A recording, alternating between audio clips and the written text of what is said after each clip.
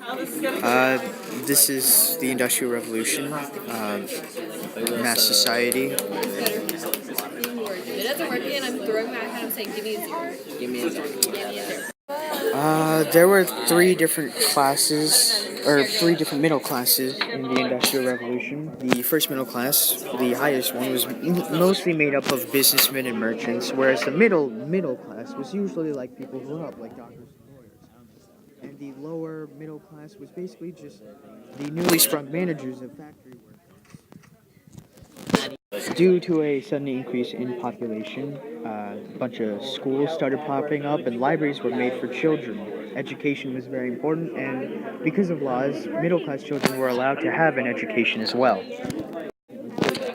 Before the Industrial Revolution, people never really had a chance to actually talk, and well, faster transportation, due to like things like the steam engine, allowed people to travel to each other and talk and socialize. Pubs thrived because people needed somewhere to meet and talk and drink, and for their leisure, sports were invented like soccer and rugby, although usually they were for the adults, but children played them as well. Uh, the aristocracy had changed a lot. It had been made more wealthier by the Industrial Revolution because of the high price of food. The aristocracy was basically made up of wealthy people, like nobles or the upper middle class, who also became rich due to the Industrial Revolution. Most of the time, it was basically just people who owned land and production on it. Basically, they thrived off the peasants. You know, they moved to a market economy and demanded more consumer goods, which led to the first workshops and factories.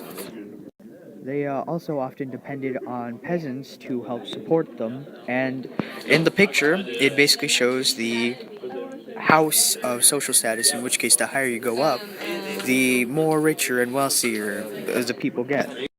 See, during the Industrial Revolution, things had changed and people started marrying for love. Although, this was basically for the nobles and middle class who married for love because they didn't really need anything from the other person. However, peasants married for money because they really depended on the money to support themselves. So, most marriages for peasants were often arranged.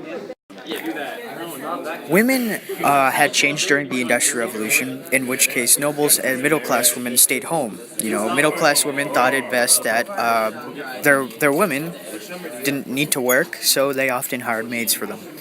However, peasant women needed to work to support their family, and they often got jobs in factories, as shown in the image below. However, due to the Industrial Revolution, the population had actually increased from 10 million to 30 million, known as, well, the population boomed. Okay, so now it's my turn, and I have to present about the factory life. During factory life, the working conditions were very poor, and everyone, from children to women, all worked in the factories. Yes, they had many hardworking laboring. They labored for a really long time, every day without a break. The Luddites were a group of people that attacked factories and destroyed the machines in the factories because they believed that they were taking all their jobs, and they didn't like that very much. Sit down. See, look, it deletes.